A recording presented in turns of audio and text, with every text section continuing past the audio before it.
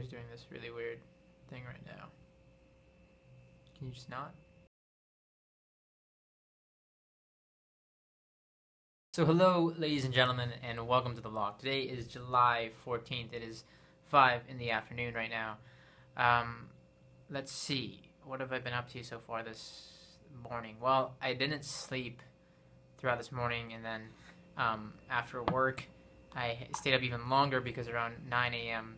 here in Japan, I watched a live Stage It show of Cauguiran, a musician who Stage It is this platform where essentially they can perform concerts online, and you can have a specific price point or pay as you go model or pay what you want model. So I stayed up for that. Let's see what else is new. I got a haircut, as you can tell, and my friend actually cut that here in this office, so thanks to him. Now, what I want to do in this vlog, I want to address some of the questions from last vlog and elaborate on some of the things I talked about. I first off want to say a huge thanks to everybody who commented in the last vlog or messaged me via Google Plus to say, and share your enthusiasm and say you're excited about the vlogs to come back. Those comments, those people, that's what motivates me when I miss a couple of days like I have recently, to get back and get on top of these vlogs despite whatever is ongoing in my life.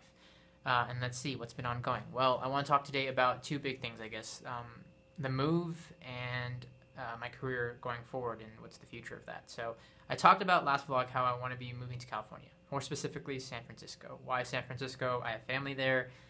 Two, I think it's where I'll be best suited to grow personally and professionally in the next chapter of my life, that is my 20s, essentially.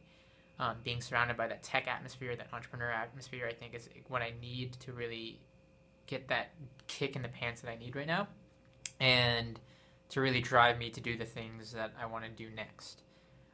Now, that correlates to my career and what's next for my career. Right now, I am the owner and head content creator of Digital Dojos and ScreenCap, both content businesses, but individually very different things. Businesses, mind you, that I could easily go to the States and live my life conducting those and trying to scale those. And that's something I thought about for a long time. I talked about this in the past. But I want my focus to be much more singular and on this bigger idea and service that I've somewhat talked about in the past, but I don't want to shed too much light on right now, because if it doesn't happen, then I don't look too much like a fool. But it's something that I've really wanted to exist in the world, something that I want to be out there, not just for me, but for others, more importantly. It's this idea that this time around, I'm not going to be going the traditional bootstrapping route, which means to fund it myself, like the previous two businesses. I personally funded that with my own money, own costs, equipment, everything I paid for. This time around, I want to go the more traditional investing and raising funds route, which is a very scary thing. It's a lot more responsibility. There's a lot of different pressures that go on with that. It can be very helpful in some areas, obviously, and it's not just purely about the money aspect, but also about the aspect of like getting people who can help me with their experience and their knowledge in certain areas that I'm not as well versed in. Now that means these last 3 weeks I've been spending a lot of time,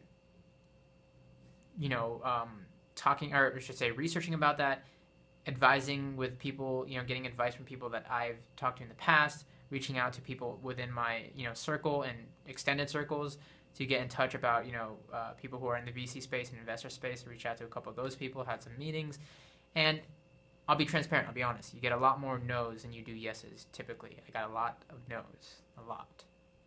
And while that's a part of the game, and I understand that, it is also very stressful, and it's a very hard thing. Like, it's this thing that, like, I've been thinking about over a year, and it's this thing I'm very passionate about and believe in, and to have other people, like, not just not see it the way you do, but, like, it feels like as if, like, man, like, is this thing really worth pursuing? Is it worth, like,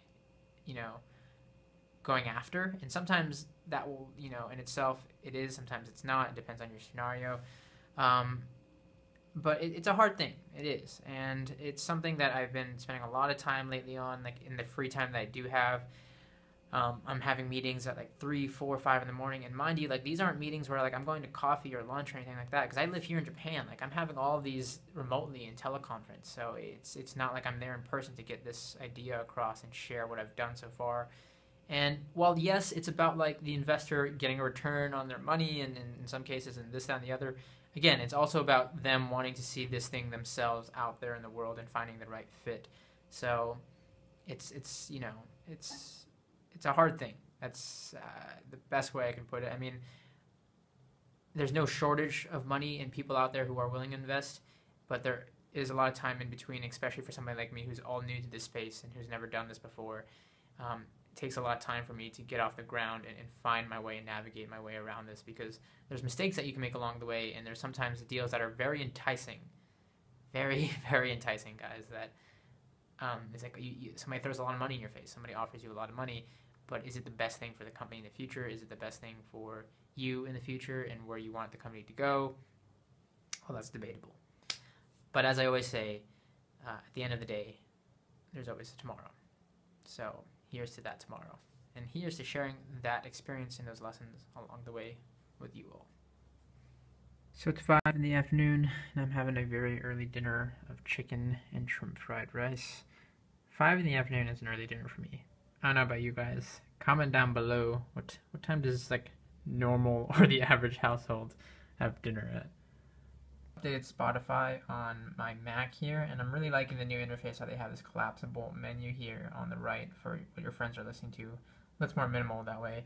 However, one thing they did also update is that icon color. So they did this on iOS not too long ago. I don't know, and the green just feels so off to me. It's like a lighter shaded green. It really isn't a problem, but it bugs me. And speaking of music streaming services, right now I am subscribed to, I'm a paying member of Spotify, I'm a paying member of Tidal, and or not technically, but I'm a member of Apple Music Streaming Service on the free trial still.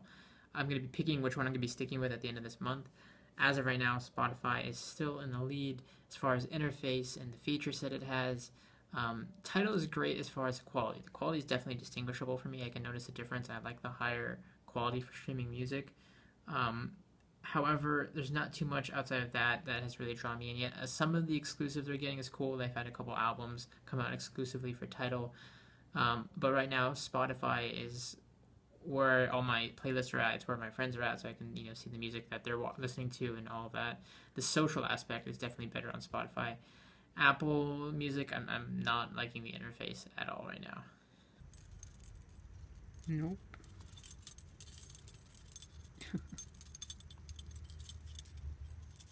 Get the keys.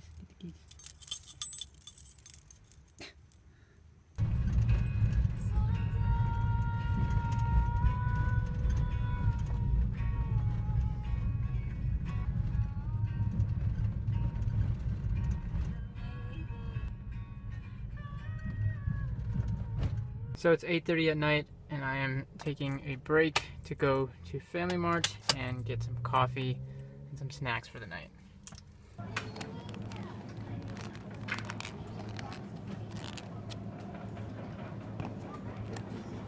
Alright, so got some chocolate chip cookies, some milk, and this milk isn't even mainly for me. This is honestly for the stray cat outside.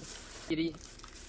And some spicy chicken, and I think I got a soy joy for tomorrow morning, so I actually have something to eat for breakfast. And as you saw, this is the new, they're having this new Family Mart matcha frap. Well, they have 3 different flavors. I think it's, I want to say mango, green tea, which is matcha, and just normal coffee.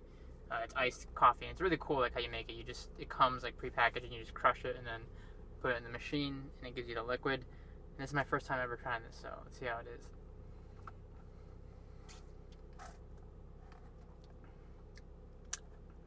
It's much sweeter than I expected.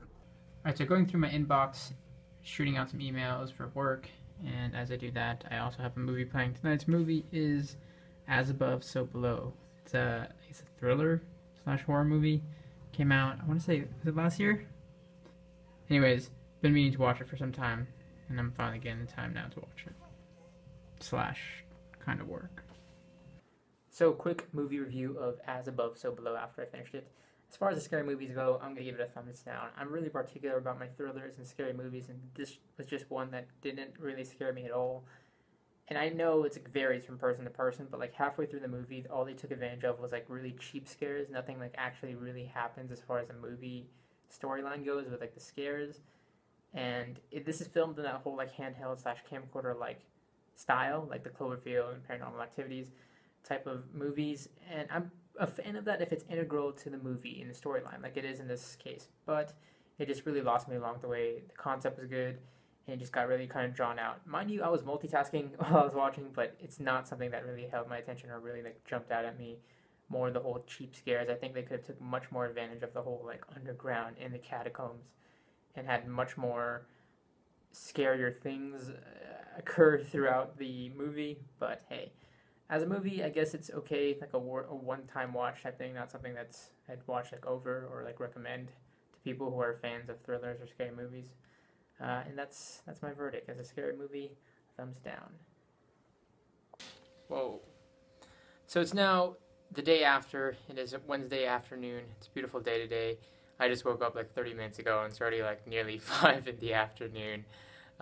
So going back to my point in the beginning that my sleep pattern is just all out of whack, because I slept around 9 a.m. this morning and I forgot to close out the vlog because I just collapsed from exhaustion. Anyhow, thank you all for watching, and I hope you enjoyed today's vlog, the updates, all that good stuff, and I look forward to seeing you in the next one.